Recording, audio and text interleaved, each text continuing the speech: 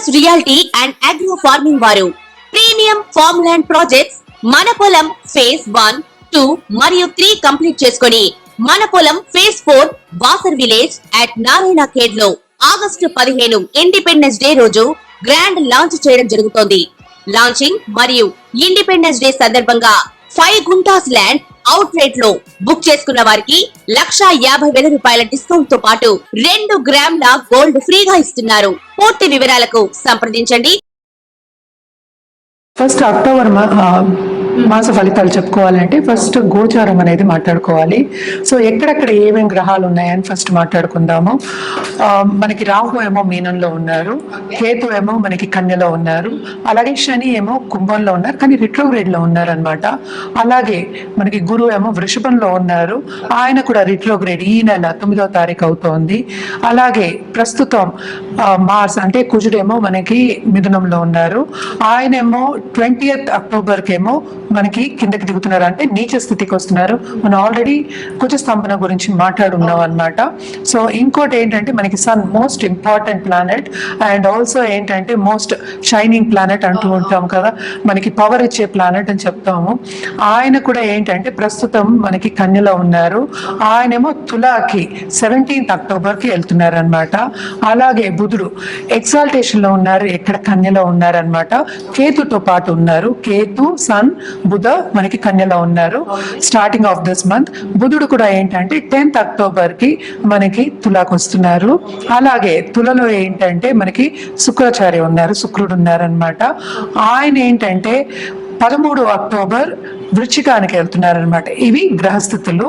So ఇప్పుడు మన ద్వాదశ రాశులకి ఎలా ఉన్నాయో మనం మాట్లాడుకుందాం. మీనరాశి వాళ్ళకి ఏంటంటే మిశ్రమ ఫలితాలు, అంత బాగాలేదు. ఎస్పెషలీ దేంట్లో అంటే దాంపత్య జీవితంలో అంత పరిస్థితి అనుకూల పరిస్థితి అనేది మనం చెప్పలేమన్నమాట. రాహు కూడానే ఉన్నారు, అలాగే 7th హౌస్లో కేతు ఉన్నారు. స్టార్టింగ్ ఆఫ్ దిస్ మంత్ ఏంటంటే 7th లార్డ్ కూడానే ఉన్నారు, అలాగే ఉచ్చస్థితిలో ఉన్నారు కనుక తప్పక వీళ్ళకి బిజినెస్ చేసే వాళ్ళకి, పార్ట్నర్షిప్ బిజినెస్లో ఉన్న వాళ్ళకి చాలా బాగుంటుంది, విస్తరింపు కూడా జరుగుతుంది. అలాగే వాళ్ళకి కావాల్సిన ఇన్వెస్ట్మెంట్ అనేవి అందుబాటులోకి వస్తాయి. వాళ్ళకి కావాల్సిన ఏంటంటే బిజినెస్ అంటే సైడ్ బిజినెస్ చేయాలన్నా కూడా బాగుంటుంది అనమాట. అలాగే ఏంటంటే మనం టూరిజం కానీ ట్రావెల్ ఇండస్ట్రీలో ఉన్న వాళ్ళకి కానీ చాలా బాగుంటుందని చెప్పుకోవాలి. ఈ రాశికి అధిపతి ఏంటంటే రిట్రోగ్రేడ్ అవుతున్నారు ఈ నెలే, మనం మాట్లాడుకున్నాము. జూపిటర్ అంటే గురు రిట్రోగ్రేడ్ అవుతున్నారు. సో 2nd హౌస్ని చూస్తున్నారు కనుక కొంతవరకు ఫైనాన్షియల్ స్టెబిలిటీ అనేది ఉంటుంది. ఎందుకంటే మనం 10th లార్డ్ కూడా అయ్యారు కనుక ఆయన 2nd చూస్తున్నారు కనుక ఫైనాన్షియల్గా స్టేటస్ ఇంప్రూవ్ అయ్యే ఛాన్సెస్ ఎక్కువ కనిపిస్తున్నాయి. అలాగే కొత్త ఆపర్చునిటీస్ వచ్చే ఛాన్సెస్ కనిపిస్తున్నాయి. ఎస్పెషల్లీ బయట దేశాల నుంచి ఆన్లైన్ బిజినెస్ చేసే వాళ్ళకి, అలాగే కన్సల్టెంట్ కింద ఉన్న వాళ్ళకి, వాళ్ళందరికీ కూడా విస్తరింపు అనేది ఉంటుంది, మంచి ఆపర్చునిటీస్ వస్తుంది, అలాగే రాబడి కూడా ఎక్కువ ఉంటుంది అనమాట.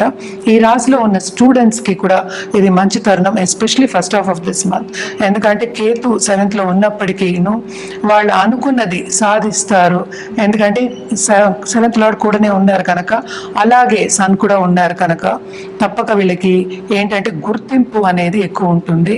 కెరియర్ విషయంలో మాత్రం వీళ్ళకి విస్తరింపు బాగుంది, ఫైనాన్షియల్ స్టెబిలిటీ కూడా బాగుంది. హెల్త్ విషయం కొంచెం చూసుకోవాలి. అలాగే దాంపత్య జీవితంలో నేను ఇందాక చెప్పినట్టు అనుకూల పరిస్థితి అనేది ఎక్కువ కనిపించట్లేదు. అలాగే కొత్తగా పెళ్లి కావాలి అనుకున్న వాళ్ళందరికీ కొన్ని ఆబ్స్టికల్స్ అనేవి వస్తాయి. అలా ఎస్పెషలీ లవ్ లైఫ్ అనుకుంటాం కదా, అంటే లవ్ పార్ట్నర్ కావాలి అనుకునే వాళ్ళు, లవ్ రిలేషన్షిప్ కావాలనుకునే వాళ్ళందరికీ కొంత ఇబ్బందులు అనేవి తప్పవన్నమాట. వీళ్ళకు కూడా ఏంటంటే పై చదువుల మీద ఎక్కువ మక్కువ చూపిస్తారు. ఇక్కడ ఉన్న వాళ్ళైనా సరే, ఫారిన్లో వెళ్ళి చదువుకోవాలి అన్న వాళ్ళైనా సరే తప్పక వాళ్ళకి కావాల్సిన సబ్జెక్ట్స్ అనేవి వాళ్ళు ఎంచుకుని ఆ దిశలో నడవడం అనేది జరుగుతుంది.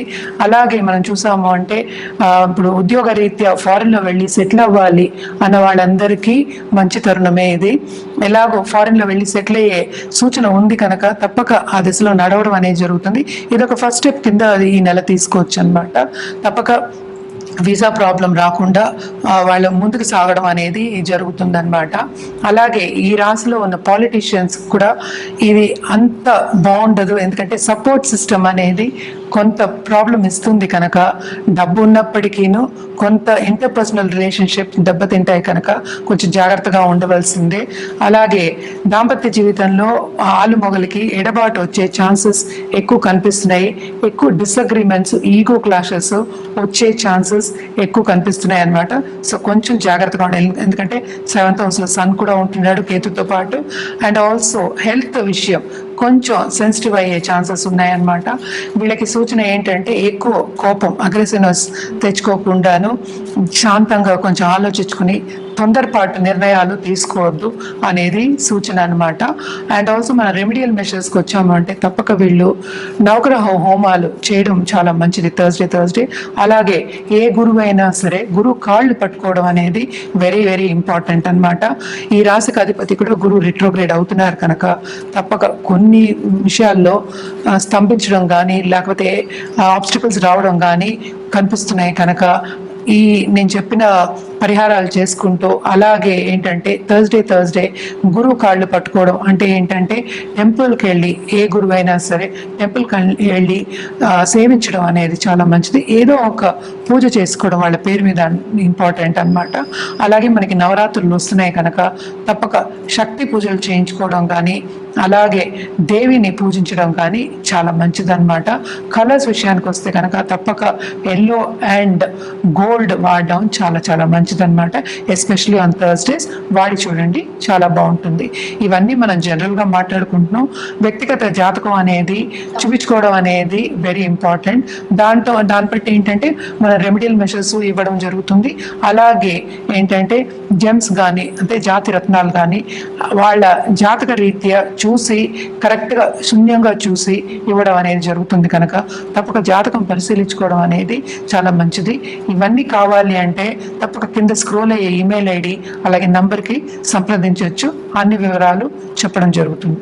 మనం ఏంటంటే జనరల్ గా పరిహారాలు చేయాలి అంటే అన్ని రాసుల వారికి మనకి నవరాత్రులు కూడా వస్తున్నాయి ఇప్పుడు. సో మనం జనరల్ గా ఏంటంటే శక్తికి పూజ చేయడం అనేది చాలా మంచిది. అలాగే ఏంటంటే ధర్మక్షేత్రాలు సందర్శించడం ఈ టైంలో చాలా చాలా మంచిది అనమాట. అండ్ శక్తి పూజలు అంటే ఏంటంటే దుర్గాదేవికి ఎస్పెషలీ పూజ, దసరా వస్తుంది అండ్ ఆల్సో నవరాత్రులు కంటిన్యూ 10 రోజులు మనకి. సో నవరాత్రులకి ఏంటంటే ఈ టైంలో తప్పక ధర్మక్షేత్రాలు కానీ పుణ్యక్షేత్రాలు కానీ దర్శించుకోవడం చాలా చాలా మంచిదన్నమాట. అలాగే ఏంటంటే గుళ్ళకి వెళ్ళడం కానీ టెంపుల్స్కి ఎస్పెషలీ వెళ్ళి పూజలు చేయించుకోవడం వెరీ వెరీ ఇంపార్టెంట్ అనమాట. అంటే ఏంటి, మనకి దుర్గాదేవికి ఎప్పటికైనా సరే, ఎందుకంటే ఎప్పుడు మనం ద్వాదశ రాశులకి మిశ్రమ ఫలితాలు చెప్పుకుంటాం. కొంతమందికి బాగుంటుంది, కొంతమందికి బాగుండదు కనుక ఎప్పటికైనా ఉగ్ర రూపానికి మనం పూజ చేసుకుంటే తప్పక, అంటే దుర్గాదేవి అంటే కొంచెం ఉగ్ర రూపానికి పూజ చేసుకుంటే చాలా చాలా మంచిది. Especially on Tuesdays and Fridays అన్ని రోజులు చేయొచ్చు, నిత్యం పూజ చేయొచ్చు, ఎవరు వద్దంటలేదు. తప్పక చేయడం అనేది చాలా చాలా మంచిదన్నమాట. ఎందుకంటే మనం కుజస్తంభన గురించి కూడా మాట్లాడుకున్నాం. కుజుడు అనేది ఏంటంటే చాలా ఇబ్బంది పెడతాడనమాట 2 విషయాల్లో. ఒకటేమో ఏంటంటే కరేజ్ లేకుండా, అంటే అన్ని స్తంభించిపోతాయి, అంటే తొందరగా పని చేయలేకపోతాము, అదొకటి. ఇంకోటి ఏంటంటే మనకి దాంపత్య జీవితం, ఇంటర్పర్సనల్ రిలేషన్షిప్లో కూడా ఇది జరుగుతోంది. సో ఆల్మోస్ట్ 8 నెలల వరకు మనకు కుజస్తంభన ఉంది. ఎవరికైనా కావాలంటే వెనక్కి వెళ్ళి మనకి కుజస్తంభన గురించి వీడియోస్ చూసుకోవచ్చు. ఈ దానికి ఎస్పెషలీ మనం దుర్గాదేవికి ఎర్ర పువ్వులతో పూజ చేయడం అనేది వెరీ ఇంపార్టెంట్ అన్నమాట. అలాగే ఏంటంటే శక్తి పీఠాలని దర్శించుకోవచ్చు, చాలా చాలా బాగుంటుంది. అలాగే ఎవరు స్థితిగతుల్ని బట్టి చేసుకోవాలి అంటే తప్పక దేవి నవరాత్రుల్లో దేవి హోమాలు చేయడం చాలా మంచిదన్నమాట. అలాగే నవగ్రహ హోమాలు చేయడం కూడా చాలా మంచిది.